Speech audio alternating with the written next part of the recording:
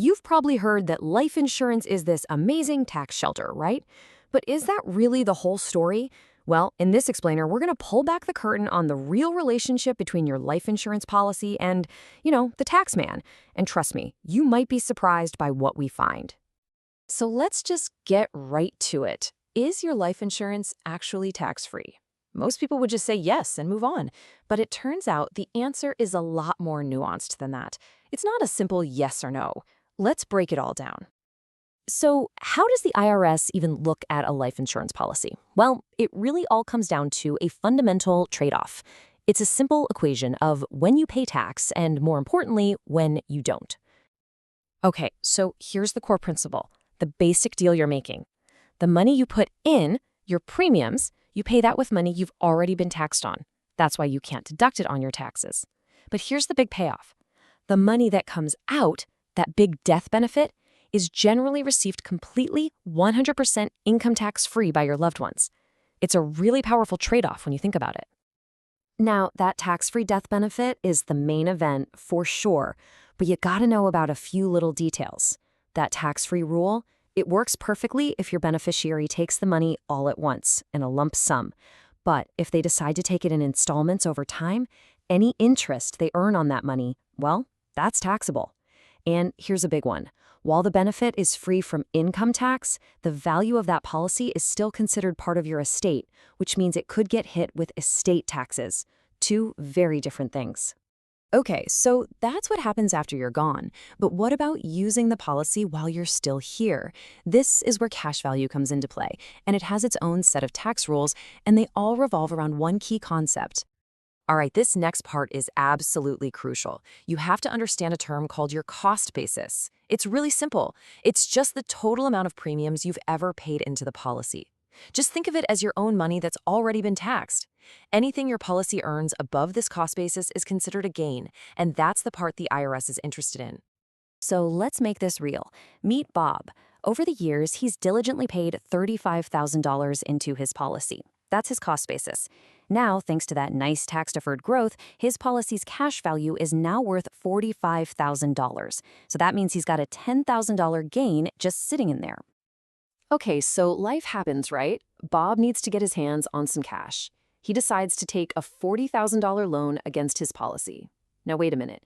Since that's more than the $35,000 he put in, does he have to pay taxes on that loan? And here's where it gets really cool. The answer is no. As long as Bob keeps that policy active, the loan is not considered taxable income. This is, without a doubt, one of the biggest tax advantages of cash value life insurance. He can literally access his money without creating a tax bill for himself. Okay, but let's change it up. What if Bob's situation changes and he decides, you know what, I don't want this policy anymore? So instead of a loan, he just surrenders it and takes the full $45,000 in cash. Does that change things with the tax man? You bet it does. Oh, yeah, big time. When you surrender a policy, the math is actually super straightforward. You take the cash you get, $45,000, and you subtract your cost basis, which was the $35,000 he paid in. That leaves a $10,000 taxable gain, and he'll have to pay ordinary income tax on that money. So far, the rules seem pretty good, right? They're mostly in your favor. But listen up, because there's a huge trap you have to know about. It's one that can completely flip all these nice tax benefits upside down. It's called a modified endowment contract, or a MEC. First off, a MEC isn't some weird, separate product. It's just a label, a really bad label that the IRS slaps on your policy if you fund it too quickly. Basically, if it looks more like an investment vehicle than an insurance policy, it fails something called the 7-pay test. And when that happens, the IRS says, nope, we're not treating this like life insurance anymore, and the rules get a whole lot meaner. And this right here is the key difference, the whole ballgame. With a standard policy, it's FIFO, or first in, first out. When you take money out, your tax-free contributions come out first. Simple. But with a MEC, it flips to LIFO, last in, first out. That means your taxable earnings are forced out first. It's the exact opposite of what you want. And the consequences are pretty harsh. Any money you take out, even a loan, now gets taxed as income first. If you take that money out before you turn 59 and a half, you could also get slammed with a 10% penalty tax on top of that. And here's the real kicker. Once a policy becomes a MEC, it's a MEC forever. You can't undo it. Okay, enough of the scary stuff. Let's talk about a really smart move you can make. What if you have an old policy that's maybe not performing so well, and you want to upgrade to a better one, but you don't want to trigger a huge tax bill on all your gains? Well, there's a rule for that. It's called a Section 135 exchange.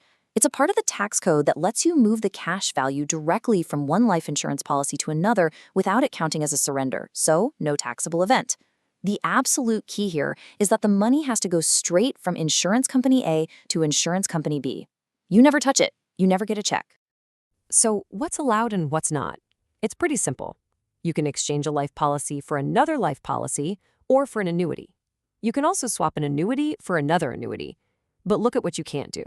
You can't exchange an annuity into a life insurance policy. Think about it. The IRS is not going to let you move money from a tax-deferred product into one that has a tax-free death benefit. That's just too good of a deal. All right, that was a lot. Let's do a super quick recap of the most important things you need to remember. 1. The death benefit is almost always income tax-free. 2. Your cash value gets to grow tax-deferred. 3. Policy loans are your best friend for tax-free access to that cash.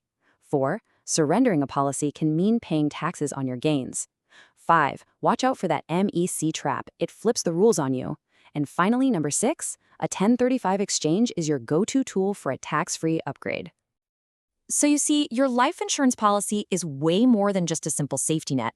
It's a really complex financial tool with some incredibly powerful tax rules. So the question to ask yourself isn't just if you have a policy, but are you actually using all of its tax advantages the right way?